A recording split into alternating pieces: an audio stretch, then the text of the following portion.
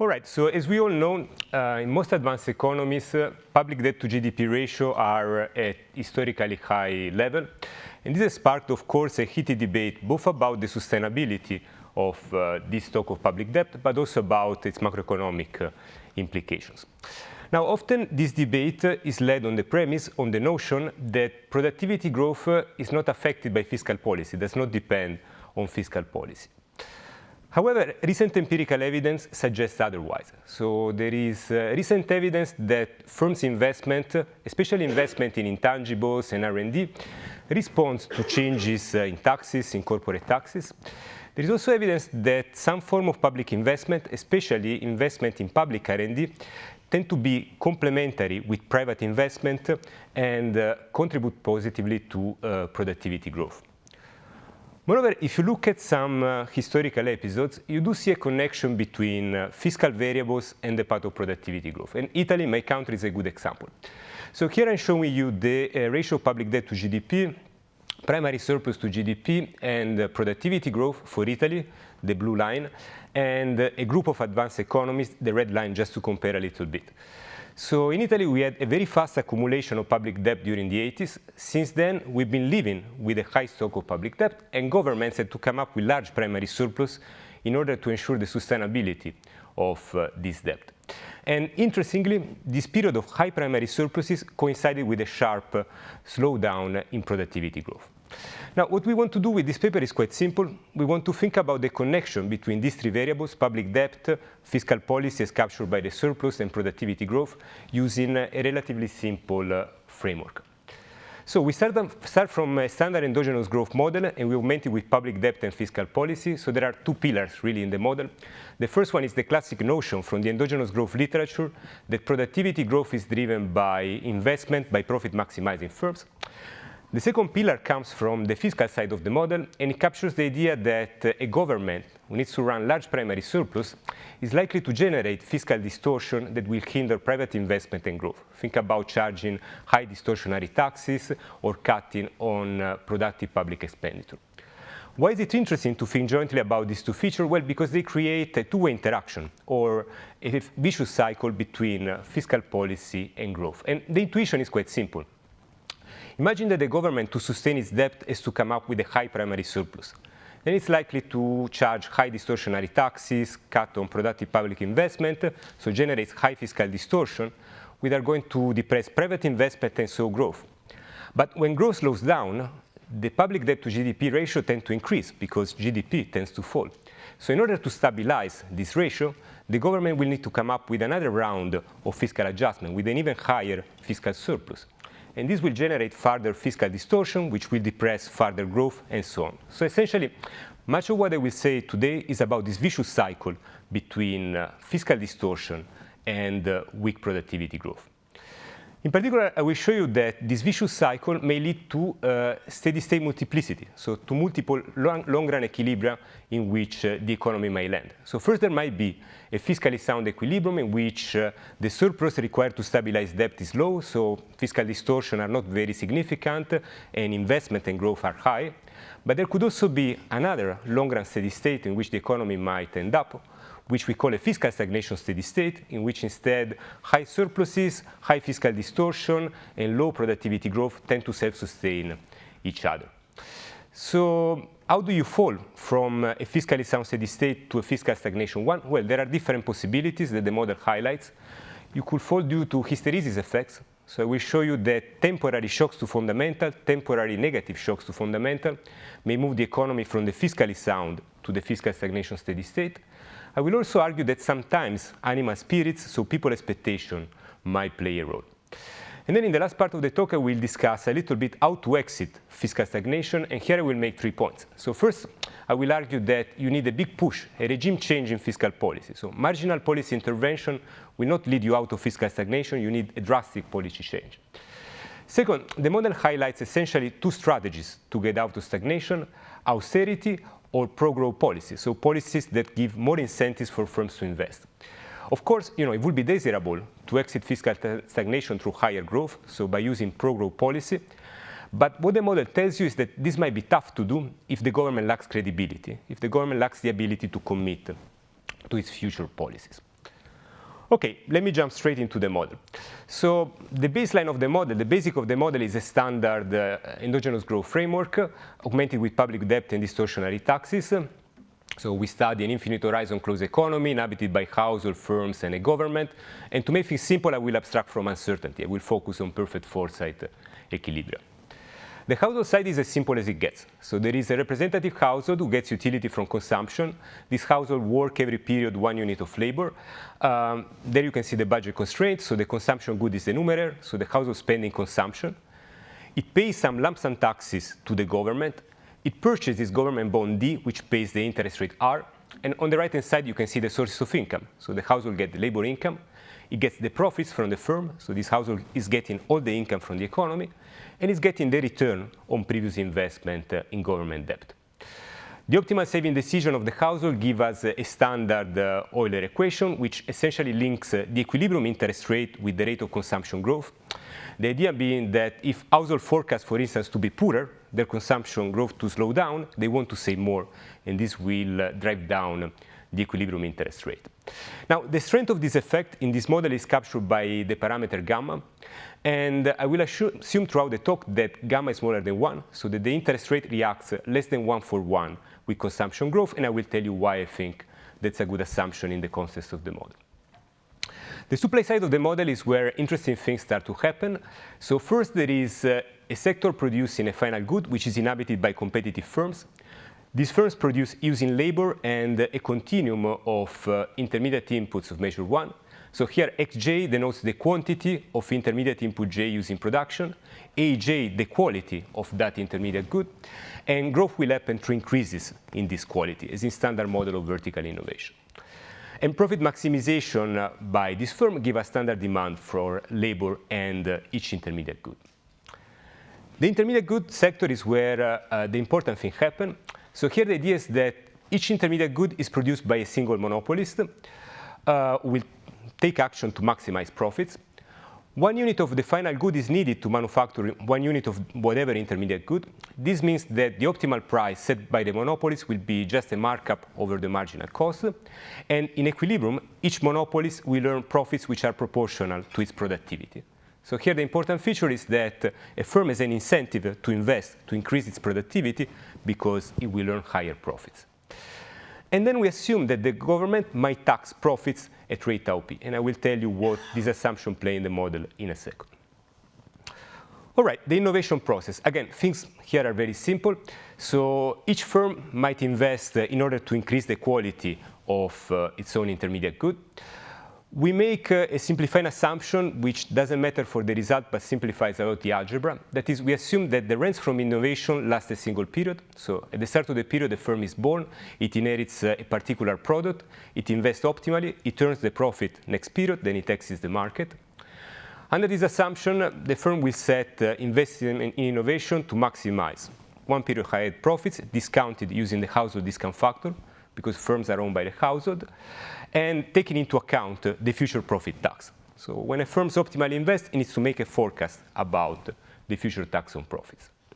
And the optimal investment innovation condition is very simple. So the firm will compare the marginal cost from increasing its future productivity, so the left-hand side of the last equation there, to the marginal benefit, to the marginal increase in future profits. And what's important here is that when a firm forecasts that profit taxes will be high in the future, it understands that the return from investing in innovation will be low, so that's not a good moment to invest. So this profit tax is the way through which we will generate fiscal distortion in the model. That is the channel through which some type of fiscal policy will hurt private investment. In the paper, we explore many other possibilities. So you might have similar result by modeling public investment as being complementary to private investment, especially if this public investment is done in R&D, or other form of distortionary taxes, such as labor taxes. So the mechanism that we highlight is much more general than this particular form of distortion. Let me put the pieces of the model together. So here GDP is final output less the amount used to produce intermediate good, which is just equal to the average productivity of intermediate goods. GDP has to be used for consumption and investment. And then productivity growth, which I will denote by little g, which will be an important variable for what comes next, is just increasing in the investment to GDP ratio. Okay, to close the model, I need to say something about fiscal policy. Here the idea is that at the start of the period, the government inherits some public debt from the past. We assume away default, so the government will always honor its debt obligation by issuing new debt and by raising a primary surplus. To make things simple, we assume that there is no government expenditure, so the primary surplus is equal to the revenue from taxes, which is the sum of lump sum taxes on household and distortionary taxes on firms. Of course, the government would like to finance itself fully through non-distortionary lump sum taxes. Here, to make the economy interesting and realistic, we assume that there is a bound, an upper bound, on how much revenue the government can raise through non-distortionary fiscal measure, which is equal to a fraction S bar of GDP. So essentially, whenever the surplus that the government wants to attain is lower than a fraction S bar of GDP, it will fully finance itself through lump sum taxes, so no distortionary profit taxes. Whenever the surplus that the government wants to attain is higher than S bar, then it will need to fill the gap between the maximum amount of lump sum taxes and the desired revenue by using profit taxes. Okay, it turns out that I can summarize the model just using two equations, which will be useful for what comes next, so let me do it. The first is a growth equation, which captures how fiscal policy affects firms' investment and productivity growth. It looks very messy, but the intuition is simple. So here, when a firm invests, it forecasts future profit taxes, so it needs to make a forecast about the future surplus. So it understands that if the future surplus is going to be lower than S bar, there will be no profit taxes, no fiscal distortion, so it will invest a lot and growth will be high. If the surplus is higher than S bar, then the firm understands that the government will need to use distortionary taxes. So we enter a region in which higher surpluses are related to lower investment and lower growth. And then we can reach a point in which the surpluses and the distortion are so high, so the firms will not invest and growth will plummet to zero. The second equation is the fiscal equation, which tells us instead how productivity growth affects fiscal policy. And this is just the budget constraint of the government expressed in terms of variable relative to GDP. So this equation is telling us that the primary surplus that the government needs to attain is equal to the initial debt to GDP ratio less the debt to GDP ratio that the government wants to attain in the future multiplied by the ratio of productivity growth to the interest rate. And this equation is capturing the intuitive idea that when productivity growth slows down, if the government wants to keep the future ratio of debt to GDP constant, it will need to increase the primary surplus because lower growth is related to a higher debt to GDP ratio. I told you before that the interest rate depends on household decision, and actually in this model it depends on productivity growth because when productivity growth slows down, households want to save more, and so the interest rate drops. This is captured by the gamma component on productivity growth here. So the assumption that gamma is smaller than 1 amounts to saying that the direct effect of productivity growth on debt sustainability is stronger than the indirect one. And then the last equation is just a market clearing condition that tells us that GDP has to be consumed or invested. So now what I will do is that I will show you how the model behaves under some simple fiscal policy rule, and then toward the end of the talk I will tell you something about the optimal fiscal policy. Let's start from the simplest possible form of fiscal policy. Let's assume that the government just keeps the debt to GDP ratio constant to some value d. In this case, the model will jump to a steady state in which all the variables will be constant. The equilibrium will be described by the growth equation and the fiscal equation. And what I want to highlight here is that the fiscal equation is still telling us that lower growth requires a higher surplus to maintain the debt to GDP ratio constant. Now I will show you the key result of the model, which is that this economy might feature multiple steady states. I will show you using some algebra and then using a couple of diagrams. Let me start by describing a fiscally sound steady state. So imagine that the government does not generate fiscal distortion. In this case, growth will be high, investment will be high, and so growth will be high. And the surplus required to maintain the debt to GDP ratio constant will be given by that expression. So in order for the government not to generate fiscal distortion, this surplus has to be lower than a fraction S bar of GDP. So if I rearrange that expression, I get that a fiscally sound steady state exists if the debt to GDP ratio is small enough, which is intuitive. This might not be the only possibility. There might be another steady state, which is a fiscal stagnation steady state. So imagine that taxes are so high so that growth plummets to zero. In this case, the surplus needed to stabilize debt will be given by that expression. And in order to be true, the distortions are so high so that firms do not invest, the surplus has to be very large, larger than the right-hand side of that inequality. And if I rearrange it, I get that this fiscal stagnation steady state exists if debt to GDP ratio is sufficiently large. Now, really, the key insight of the model is that there are some intermediate value of the debt to GDP ratio for which both the fiscally sound steady state and the fiscal stagnation steady state exist. And the intuition I will show you using a graph in a second is that the model embeds a sort of an intertemporal Laffer curve. That is, rising the primary surplus tends to lower the future debt to GDP ratio. But increasing the future primary surplus might generate distortion, which lower growth, and which tend to push up the debt to GDP ratio. So the steady state multiplicity happens because of these conflicting forces. Let me give you the intuition using a diagram. So here I have productivity growth on the vertical axis and the surplus to GDP ratio on the horizontal one. The blue line is the growth equation, so it's telling us that if the surplus is lower than S bar, there are no fiscal distortion and growth is high. If the surplus is higher than S bar, we enter a region in which a higher surplus is associated with higher fiscal distortion and lower growth, and then we reach a point in which distortions are so high, so the growth is equal to 0. The red line is the fiscal equation, essentially, and it tells us that when productivity growth slows down, in order to stabilize debt, the government needs to increase the surplus. And as I draw it here, you see there are 3 intersections between the 2 curves, meaning that there are 3 equilibrium. The middle one is unstable, so we can forget about it, but the 2 extreme ones are stable. So we have a fiscally sound steady state in which high growth and a low primary surplus tend to self-sustain each other. And then down there, a fiscal stagnation steady state in which instead high fiscal distortion and a high surplus depress growth. What determines whether the economy lands in the good fiscally sound steady state or in the bad fiscal stagnation steady state? Under this simple form of fiscal rule, this is determined by expectation.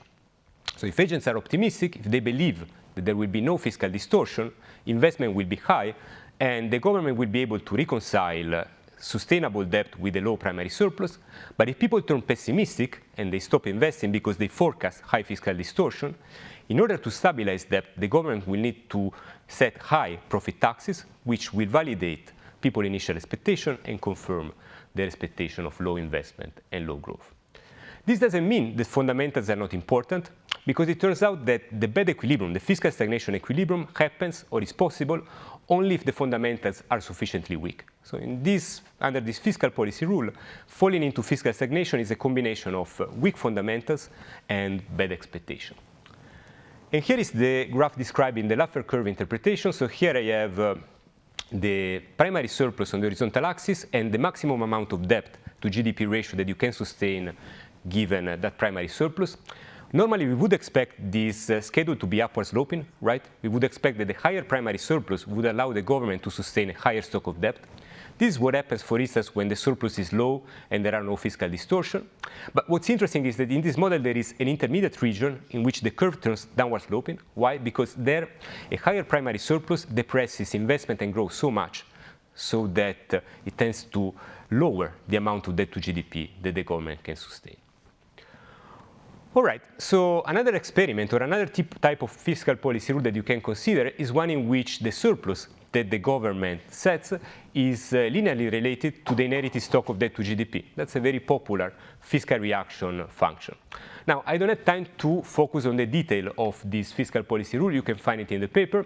But essentially, all the results about the steady state that I argued before are also true in this version of the model, with the exception that now the fiscal stagnation steady state will feature a higher debt to GDP ratio, because in order to have fiscal stagnation, you need a high surplus.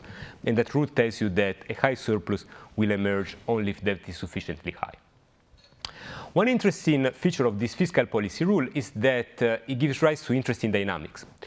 So to study it, you need to perform a debt sustainability analysis. I don't have time to get into the equation. I will do it using a graph. But what I want to highlight is that compared to standard debt sustainability analysis, this model has an additional feature, a growth effect of fiscal policy, which captures the idea that when debt is high, the government will need to come up with a high primary surplus to follow the fiscal rule, and this will tend to depress growth and push up the future debt to GDP ratio. What does this imply for debt dynamics? Here you have debt to GDP at the start of the period, debt to GDP at the end of the period on the vertical axis. The black line is the 45-degree line. The blue line is the law of motion for public debt. So initially, at low level of public debt, the growth effect is not operating because there are no fiscal distortion. So the law of motion for debt is flat and flatter than the 45-degree line. And you see that we have a stable, fiscally sound steady state. The interesting part of the model is that for intermediate values of debt, the government starts generating fiscal distortion. And this makes the law of motion for debt very steep, steeper than the 45-degree line. Why? Because there, if you marginally increase the initial stock of debt, fiscal distortion and growth drop by so much so that the future debt to GDP ratio increases more than 1:1. So you see that we have a second steady state, an unstable one, in which debt is equal to d star. And then if we keep on traveling toward the right of the diagram, we reach a point when distortions are so high so that the investment is equal to 0 and does not respond anymore to fiscal policy, and we have another stable steady state, the fiscal stagnation one. So here, what determines whether you are in fiscal stagnation or in the fiscally sound steady state? Initial condition. So if you start from a level of debt slightly lower than d star, the economy converges to the good fiscally sound steady state. If you start with a level of debt slightly higher than d star, then a vicious cycle of higher fiscal distortion, lower growth, and higher debt to GDP ratio will kick in, and it will lead the economy to the fiscal stagnation steady state. What does it mean? Well, this means that temporary shock that temporarily worsen the fiscal fundamentals might move the economy from the fiscally sound to the fiscal stagnation steady state. How? Suppose that you start from the fiscally sound steady state and the government gets a bad shock which pushes the debt to GDP ratio slightly above d star. Then even if the shock disappears, the vicious cycle of higher fiscal distortion and lower growth will kick in, and the economy will endogenously converge to the fiscal stagnation steady state. So this is what happens if the growth effect is not too strong. What if the growth effect is strong enough? Well, the middle part of the law of motion becomes backward bending. What does it mean? That multiple equilibria show up again. So that there is an intermediate range of values for initial debt condition, such that if people are optimistic, the economy converges to the fiscally sound steady state. If people are pessimistic, the economy converges to the fiscal stagnation steady state. So once again, the model suggests that expectation might matter for debt dynamics. All right, in the last 3 minutes that I have, let me tell you something about how to optimally exit fiscal stagnation. So suppose that the economy is in fiscal stagnation. Suppose that you're Italy. What do? So first of all, the model tells you that marginal policy intervention do not work because the fiscal stagnation steady state is a stable steady state. So marginal changes in fiscal policy will not get you out of it. You need a big change in fiscal policy that reduces significantly the debt to GDP ratio. Now, this model is very stylized, so there are just two types of fiscal policy that you can adopt. You can use austerity, that is, you can increase the primary surplus today, you can increase taxes today, and this will lower the future debt to GDP ratio. Or you can use a more pro-growth approach. So you can convince people that taxes will be lower in the future. If people believe you, they will invest more, growth will pick up, and that will reduce the debt to GDP ratio. Of course, you would like to get out of fiscal stagnation using pro-growth policy. You would like growth to be higher. But that might not always be possible, especially if the government doesn't have the ability to commit. So let me give you the intuition using an example. You can find a more detailed description of the problem in the paper. So let's imagine that we live in a two-period economy. So in period 0, there is the transition toward the final steady state. In period 1, we land on the final steady state in which all the fiscal variables and productivity growth are constant. So in this final steady state, the government will keep constant the debt to GDP ratio, and the surplus required to maintain the debt to GDP ratio constant will depend on the rate of productivity growth. So once again, lower growth requires a higher surplus to maintain debt to GDP constant. If the government operates under discretion, the equilibrium might not be unique, for the same reason that I told you before when I studied the constant debt policy. That is, there are some intermediate values of the debt to GDP ratio such that if the private sector is optimistic and it invests and growth is high, then that debt can be sustained using a low primary surplus. But if the private sector is pessimistic and it doesn't invest and growth is weak, maintaining the debt to GDP ratio constant will require a high fiscal surplus and high fiscal distortion. Now, let's assume that agents believe that the economy will enter the good fiscally sound steady state if debt is lower than d bar, and it will enter the fiscal stagnation steady state if debt is higher than d bar. Here, d bar is a way to measure people expectation. A pessimistic economy is an economy in which d bar is low, so in which you need to reduce debt by a lot to get out of fiscal stagnation. What will happen in period 0? So the equation looks complicated. I have 20 seconds. Let me just give you the intuition. Here, the government would like to attain the fiscally sound steady state. It would like to lower debt to get out of fiscal stagnation. And to do so, in this simple model, the only thing that it can do is to increase taxes today to run an austerity program. And what it will be optimal for the government to do is to run austerity until debt falls lower than the bar. But whether this happens or not, it will depend on people's expectation. I will take just 1 minute more. Here I'm showing you two economies which have the same fundamentals. The government is behaving optimally in both cases, but one economy is an optimistic economy, the blue line. Here people believe that they will get out of fiscal stagnation even at relatively high level of debt. The red line is a pessimistic economy in which people believe that debt will have to fall by a lot to get out of fiscal stagnation. And you see, even though the fiscal adjustment, the primary surplus that the government runs is higher in the pessimistic economy, the government doesn't get out of fiscal stagnation. In the optimistic economy, it does. Why? Because in the optimistic economy, the private sector starts to invest, and higher growth contributes to lowering the public debt to GDP ratio, so it contributes to jumpstart the economy out of fiscal stagnation. So what this tells you, and I will conclude here, is that to get out of fiscal stagnation, what the government needs is a combination of fiscal action, but also movement from the private sector. So to get out of fiscal stagnation, you want the private sector to come with you. You want to spur private investment, so that helps you to reduce the public debt to GDP ratio. But that may not be possible if the government cannot commit to its future action. I will stop here. Thank you very much, Luca. Xavier, over to you.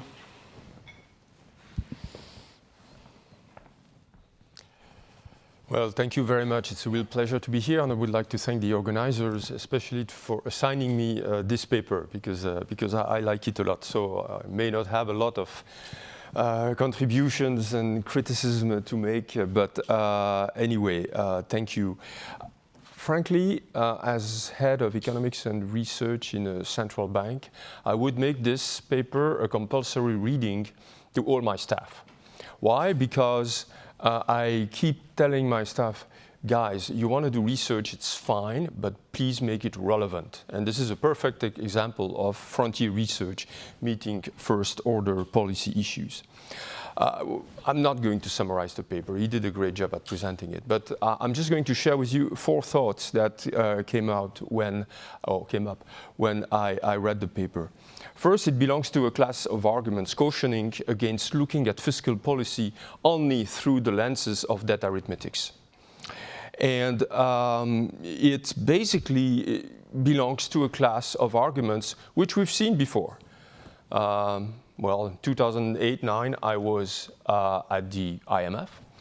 And the argument was entirely, of course, the IMF, it's entirely Keynesian, but right, the argument was, oh, all right, the fiscal multiplier can be above 1. If my debt is above 100% of GDP, in the short term, I will basically kill myself, or I will basically raise my debt ratio if I try to cut spending or raise taxes, because the fiscal multiplier is making sure that my denominator is going to fall by less than my numerator. So, you know, we've seen that kind of argument. It's been there. But what I like about this, this paper is that now the argument is not just short-term Keynesian stuff. It's actually a long-term argument.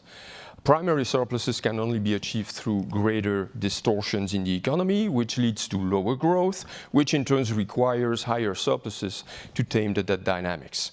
And if you're unlucky, and these days there are reasons to believe that bad luck is around the corner, you end up in a bad steady state characterized by high debt and low productivity growth. The second thought that came up when I read the paper was this paper written about 15 years ago by Eric Lieper, I think. And Eric was basically comparing monetary policy science or monetary science to fiscal alchemy. And I think that you do a great job at trying to bring science into alchemy. And why do I use that word? Not just because a great guy like Lieper used it before, but also because actually, you know, if you compare the lead of public debt and the gold of prosperity, well, basically, there is something about alchemy here, and you're trying to unpack all this, and that's nice. The third thought is about the immediate policy relevance of the paper. I can perfectly imagine myself talking to some economist working for Donald Trump's Council of Economic Advisor and saying, great, I have a paper that actually rationalizes what we are trying to do with the One Big Beautiful Bill. You know, the One Big Beautiful Bill is entirely about a growth agenda. I asked one of those economists, whose name I will not disclose, of course, and I knew the guy from before, and he is really, you know, a guy who is aware of what that sustainability means. And he told me, Xavier, you don't understand. It's a growth agenda, and we're going to grow, and that is going to be sustainable again. The fourth thought is that, and this is close to my heart, credibility matters. Credibility is actually the most valuable, intangible asset in the hands of policymakers, any policymakers.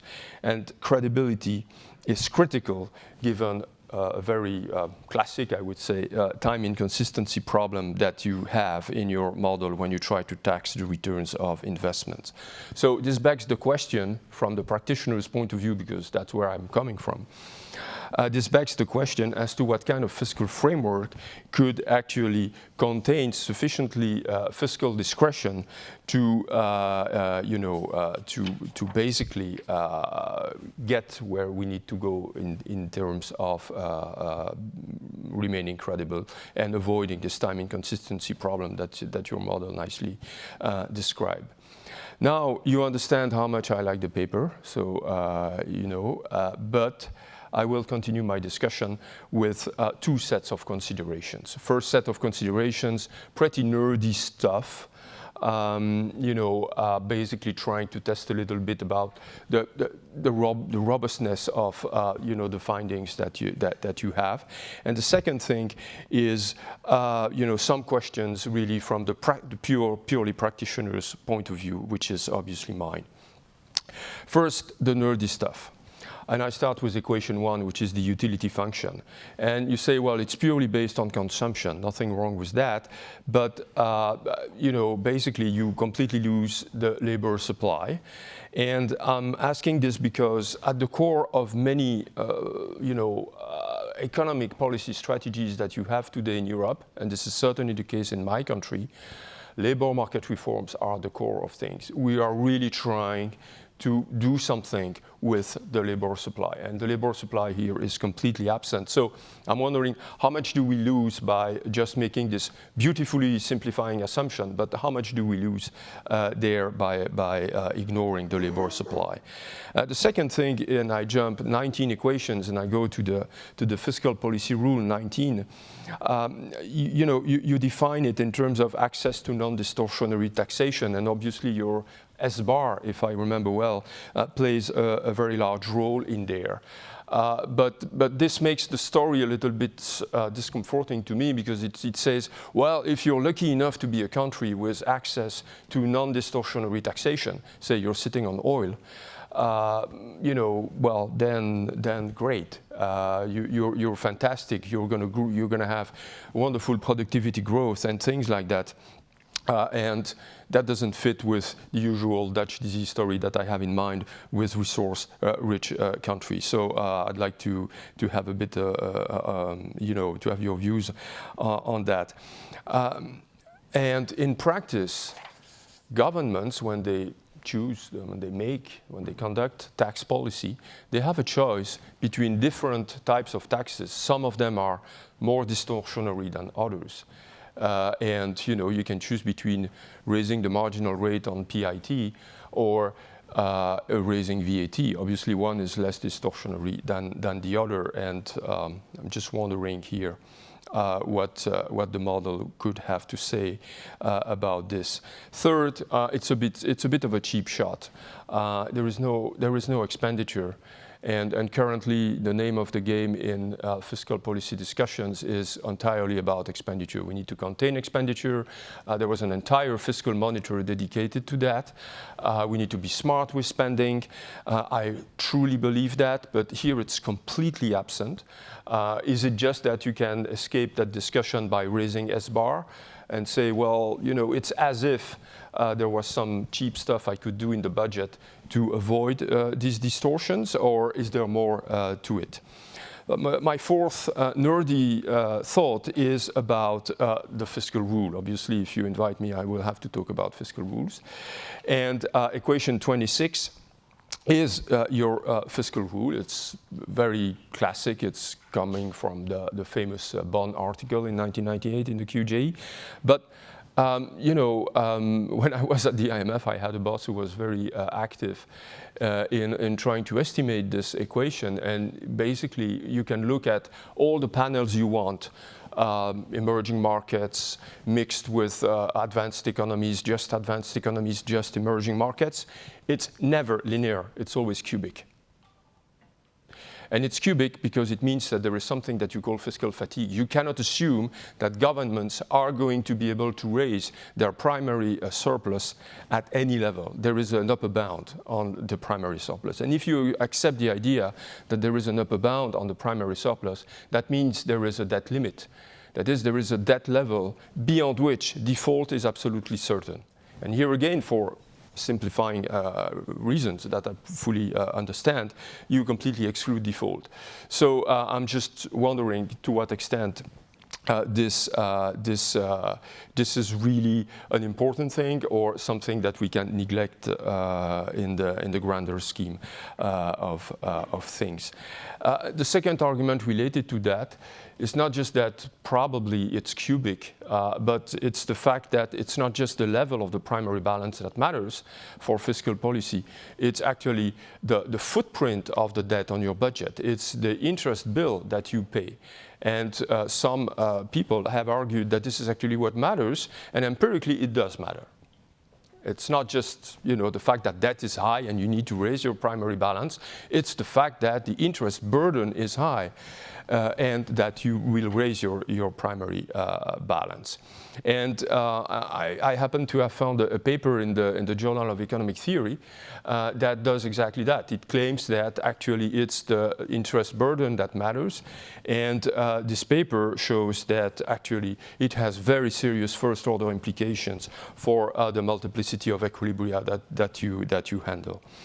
So now I will conclude with a few questions from the purely practitioner's point of view, and I have already alluded to at least one of them. The first question I have is that it's a very neat paper. Even I could understand, I think, more or less, the thread of equations, etc. So I was very proud. Thank you very much for making such an elegant piece. But it begs for calibration.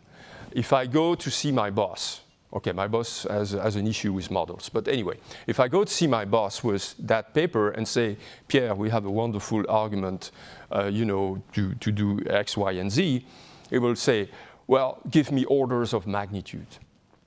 And this paper begs for calibration because it is a Laffer curve story behind that. And we know what happens when we miss the calibration of the Laffer curve, when we think we're on the right side of the Laffer curve and we're not on the right side of the Laffer curve. Ronald Reagan learned that the hard way. Cutting taxes, it's going to boost growth, and then everything is going to be sustainable. All he left to George Bush Sr. was to raise taxes and face just one-term president. So this begs for calibration. Second, the paper focuses on the dichotomy between distortionary and non-distortionary taxes. Really, I would like to see a discussion about unproductive spending, and I'm asking this because you have an Italian, you have a Belgian, we have high debt, low productivity. So, but I think that there is really a potential here to really look into unproductive spending, and again I refer to the Fiscal Monitor because this is a great publication as always. And look, I mean, let me compare two countries. Belgium, the expenditure to GDP ratio in Belgium is about 55% of GDP. Okay, it's big. And let me compare it to another kingdom, which is also in Northern Europe, and where people apparently are very happy. This is Denmark. Expenditure to GDP ratio in Denmark is 49% of GDP. Of course, part of the difference is due to net interest payments. We have a higher debt, we pay more interest. But the difference amounts to about 2.6%, so that leaves us with 3.4% of GDP that, quite frankly, if the Danes are happier than the Belgians, this means that the Belgians are doing something wrong with their government. And frankly, 3.4, it rings a bell because this is exactly what we would need to switch from primary deficit to a primary balance. And that would be a great signal about the fact that we're serious about the budget constraint. Of course, productive versus unproductive spending is also a moving target. 25 years ago, I would have strongly argued that defense spending was completely unproductive. Today, I would be hard-pressed to argue the same thing. But still, I think this is a discussion we need to have as practitioners of economic policy. Third, commitment is always great when you're faced with a time inconsistency problem. But in practice, we don't have commitment technology. So what we do in practice is trying to find institutional means to constrain discretion. And how do we think about that? What fiscal rules could actually your paper recommend? And finally, and I look at Klaus, who is in the room, what about monetary policy? But I will leave it there because I have no more time. Thank you so much. Thank you very much, Xavier. So we have some time for questions, comments from the floor. I see there Jim over there, and here, the gentleman on the left. Jim, please, go ahead. Hi. Please identify yourself. Thanks very much. I'm Jim Costain from the Banque of España, and I'm very much speaking in my personal capacity, not in an official capacity. You're emphasizing the importance of credibility and commitment here. And I think one thing that we very often forget when we're talking about modeling fiscal dynamics and so forth is we think every period about adjusting spending or adjusting taxes as being a decision that you take at that point in time. But I strongly believe, and I've written a number of papers trying to make this point, that you can write policies in a way that are inherently more committed than others. So for example, if you write a tax policy where the benchmark level of, where the baseline level of rates varies with the current debt level, then that is something that is more inherently stabilizing. Until people change that policy, it will tend to stabilize debt. You could write spending policies in that way. You can say that pension payments will be a function of the dependency ratio. That makes it more inherently fiscally stabilizing. You can say that the money that you pay to civil servants is a function of, obviously, a declining function of the level of debt. All of these things are ways of potentially making fiscal policy inherently more committed over time. That said, given your argument, some of those instruments may be better for escaping your fiscal stagnation trap than others. So for example, if you make the income tax rate an increasing function of debt, then you potentially distort work more and more the more that you raise debt, and so that falls into your trap. But on the other hand, if you make civil servant salaries a decreasing function of debt, then that takes away price pressure and takes away distortions as your economy becomes more indebted. So I both want to emphasize this possibility that policies can be written with long-term sustainability in mind. Final point. Nowadays in Europe, many times governments fail to make new fiscal decisions each year. And certainly in Spain, we've seen that, where the budget keeps getting rolled over. If you write a policy with long-run stabilizing properties and then fail to pass new laws, well, that sustainability remains. So, thank you. Over there. Yeah, over there, please. Third row.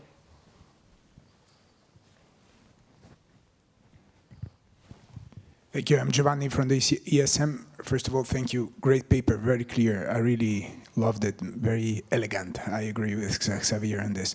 I have two questions. First one is, can we think of your paper as a way to bring the analysis of Angeletos, the paper on the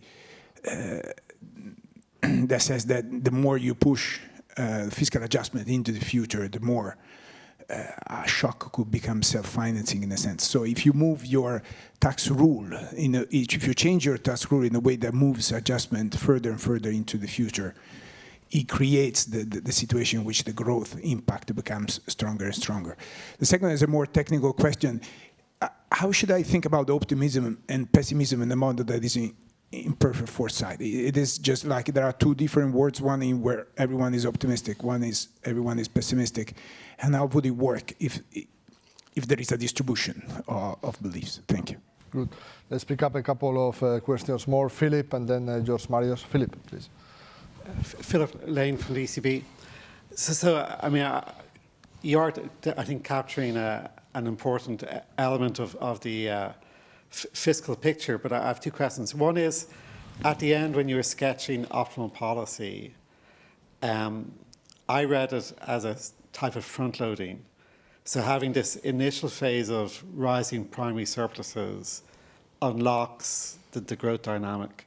So this reminded me last year, the Council of Economic Advisors in France had this very nice note by Adrian Auclair, Thomas Philippon, and so on, which basically made the case for that kind of front-loading of the fiscal adjustment. I notice many governments have backloading in their fiscal plans, not front-loading. But it's an interesting issue about if that were, I mean, not necessarily you, Luca, but someone really followed up on that'd be interesting. But then second, of course, one paper is one paper. But if I was thinking about the whole spectrum of fiscal issues, this is like an intermediate camp. It's capturing maybe Italy, Belgium, and so on. But of course, beyond that, there is a zone where sovereign risk is important. There is a zone where large primary surpluses, if they reduce the risk premium, have an additional role. I mean, it's fine not to capture that here.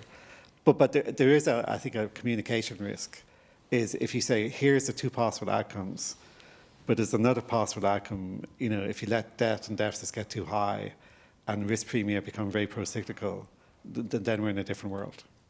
Good. George Marius, Professor Angeletos, and then, please, go ahead. Thank you, Marius Angeletos.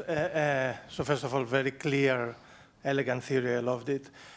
Being Greek, I'm extremely sympathetic to austerity, excessive austerity, triggering vicious cycles, putting us on the wrong side of Laffer curves, both on the demand side and on the supply side. But at the same time, I see the argument, austerity may be the signal that we're committing to good policies in the future. It's the way to build reputation and credibility, which even within your model is a good thing. So if I wanted to, advise the government, should you do austerity or not, I see those competing arguments, and I'll leave, I don't know what to do as an economist. Luca, you may want to address these points before we move into a second round of questions.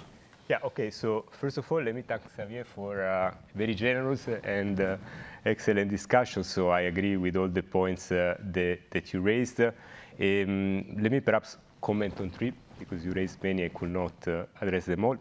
So the first one, I'm totally sympathetic with you that in practice, it matters a lot precisely which kind of fiscal policy you adopt. So changing public investment in R&D might have a different impact on growth compared to changing profit taxes or changing labor taxes. And that's in practice a very important consideration. Now, in this paper, we are taking a very simple stance. So we're thinking about a case in which a government is already optimizing, between these different policy options. So it's already minimizing fiscal distortion or choosing the fiscal policy that, given a primary surplus, is maximizing growth. In practice, that's not true. So we think that a natural next step for our research program is to try to model more carefully different policy intervention and try to get a quantitative grasp at their importance. And let me say that I think that Martin and I are not in the best position to do so. You, intended to be people working in policy institutions, are in a better position because you know better the historical evidence that characterize different countries. So if you're doing related research, please reach out. And the model on this perspective offer, an optimistic and a pessimistic view.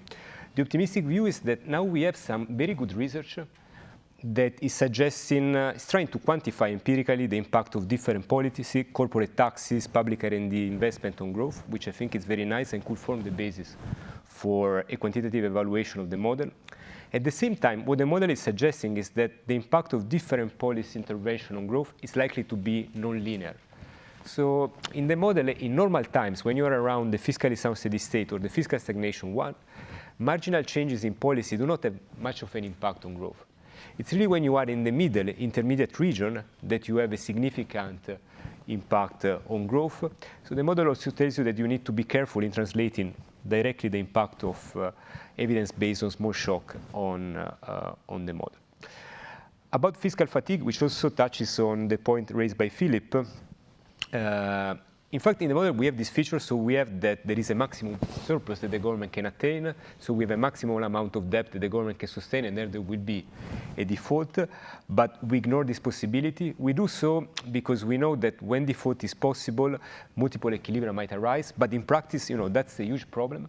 And it would be very interesting to try to study jointly default and growth dynamics. And my feeling, even though I haven't done it, so I cannot say for sure, is that the two problems will amplify each other, but it would be very, very interesting to study it. And about the importance of interest rates and debt payments, you're spot on. In the end, in the model, what really matters is not the stock of public debt that you have. It's the amount of payment that you need to make in order to sustain this debt. And I didn't have time to emphasize it, but here, the fiscal stagnation steady state becomes a possibility when this payment becomes high.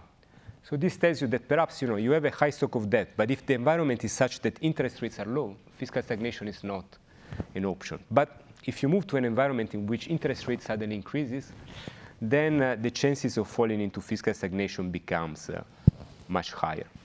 On Jim's point about credibility, so I didn't have time to talk about it. So let me tell you where the credibility problem comes from, because it's very simple. Here the idea is that ex ante, before the private sector has invested, the government would like to commit to low future taxes. But then once the private sector has invested, the government is taking that for granted. It's not internalizing anymore the impact of taxes on investment, so it will have an incentive to charge higher taxes. So it's very important to understand how the government can get out of this credibility trap. Some precise type of fiscal rule could be an option, and I look forward to reading your paper. Going back to Marius, perhaps doing some austerity might be a way to build up credibility. That's a consideration that we don't have in the paper, but in practice it might be important. So again, it would be interesting to try to think about how in this framework the government might build up credibility over time by using current fiscal policy. Then about backloading the fiscal adjustment, I have to think about it. But this is sort of what Germany is planning to do, no? Because Germany has projected a couple of years of high deficit coupled by a sharp fiscal tightening, and they say that one reason for doing that is that fiscal deficit and higher public investments today will boost growth and make debt adjustment easier in the future. So it looks like, in practice, this kind of mechanism is in the mind of some policymaker. And yeah, we could study equilibrium with uncertainty, such shocks. That would be very interesting. It would be easy to do, I think, but plan to do it in the future. About front loading, which Philip brought up, you have the example of France, right? France needs to do some fiscal adjustment. So one plan was to hike corporate taxes for a couple of years, but by committing or by promising that it will lower them in the future. And this is exactly the logic of the model. So here, what the government would always like to do is to do austerity today, but say, okay, this austerity is very temporary. In the future, we will lower taxes. So you can invest, you will be sure that we will not tax you in the future.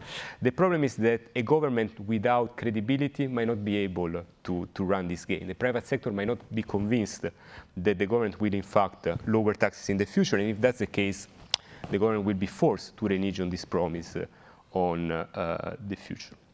And I guess I covered more or less what I wanted to say. Great, great. We can go for a second round as long as we are concise. I see I have Marco, Rodrigo, and then Klaus. So over there, yeah. Okay, thank you very much. I mean, the praise of the paper is unanimous, so mine as well. Very nice indeed. I think it captures well the two extremes. Now, Xavier mentioned Belgium, but I would say even more, you take Italy and the Nordics. So these two extremes, I think, seem to be the two, the vicious equilibrium and the virtuous one of the two equilibria that you have. And then, Luca, you mentioned France briefly now, and that is the key issue. So how would you move a country like France with a history of very, low frequency of primary surpluses? So very difficult to achieve a minimum level of primary surplus. High debt, probably reaching the threshold that becomes very worrying, and then eroding fundamentals. So how do you get out of the equilibrium there? And I think on this, what at the end of the day seemed to me the important element is the composition of the primary surplus that you have to achieve.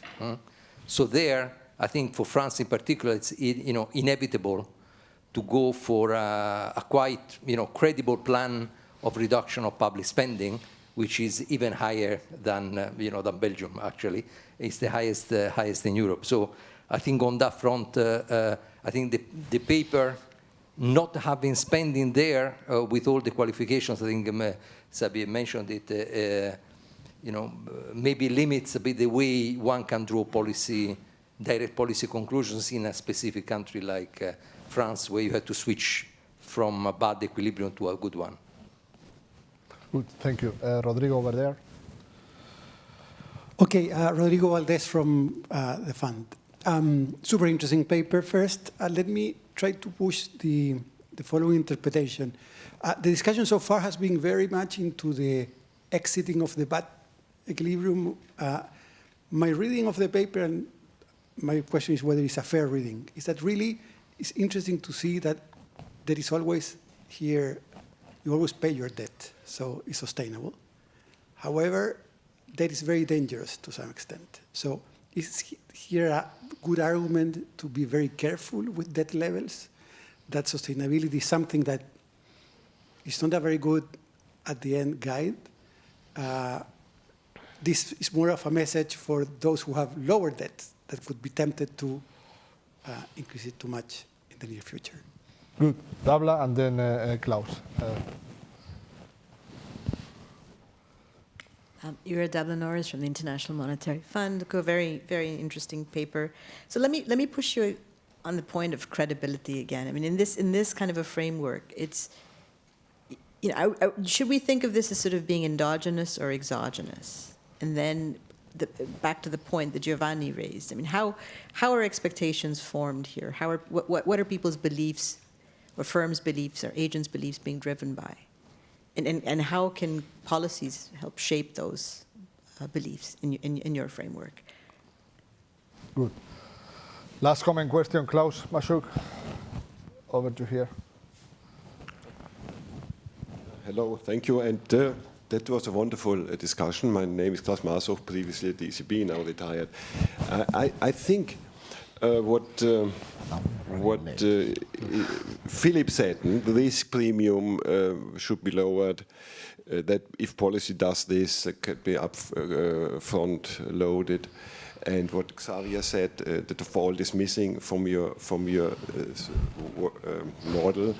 And I think this is the real issue. You have entrepreneurs being incentivized by profits and taxes to reduce their profits. What incentivizes policymakers? Jim had a good idea, or a good set of ideas, but I think in a monetary union where we are, the ultimate and only incentive policymakers have to be disciplined in a way that the people understand that they are disciplined in the long term, they are not exploiting the investment or ex post taxation, is that they face some constraints. And the only constraint we have in a monetary union is risk premium, because we don't have exchange rates anymore. We have nothing. Fiscal rules, Marco, you said very well on France. France is the best example that large countries in Europe have failed. I mean, the fiscal rules fail on large countries. In Spain, Germany, Italy, France don't care about the fiscal rules. So if we don't have fiscal rules, we need a realistic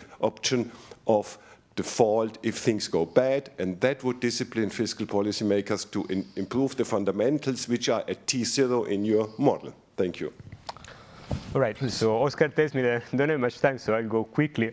About France, I think, France might be at a tipping point. So right now, the fiscal adjustment required to put debt on a sustainable path doesn't look huge, but perhaps if it gets the situation going on and on, this vicious cycle of lower growth and higher fiscal distortion might kick in and make the problem worse over time. And I agree with you that the composition of expenditure matters big time. For instance, say that you want to spend more in defense. You do that by hiring more soldiers or by increasing investment in military R&D. That has a huge impact on, potentially big impact on your growth trajectory. And we don't explore this precise question in the paper, but I think that that's something that we should embed in debt sustainability analysis. We should make an effort to understand how different types of fiscal policy are going to affect growth and embed them in our debt sustainability analysis. And about Rodrigo's point, I agree again, the default is a very important element in reality that we are ignoring. But one way to see the paper is to tell you that if you have a high stock of public debt, even if you're not going to default, even if people believe that you're never going to default, that's still a problem, because it's going to constitute a drag on growth. So if anything, the paper makes the point of trying to lower in public debt even stronger. And about what drives credibility. So here we are taking credibility as exogenous. We are comparing a government which is credible to one which is not. One possibility is to think about economies in which a government builds up credibility through fiscal action. It would be very interesting to do it. Let me highlight, though, that even in this simple framework,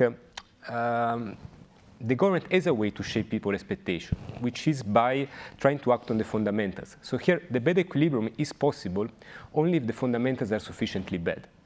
So if the government can do something to improve the fundamentals, to lower the interest rate that it pays, or to increase the rate of growth in the good equilibrium, that is going to steer belief toward the optimistic equilibrium by making the bad equilibrium not possible. And about fiscal policy in a monetary union, I'd rather not get into that because we will need another section, but it's an interesting discussion to make. Great. Thank you very much, Luca.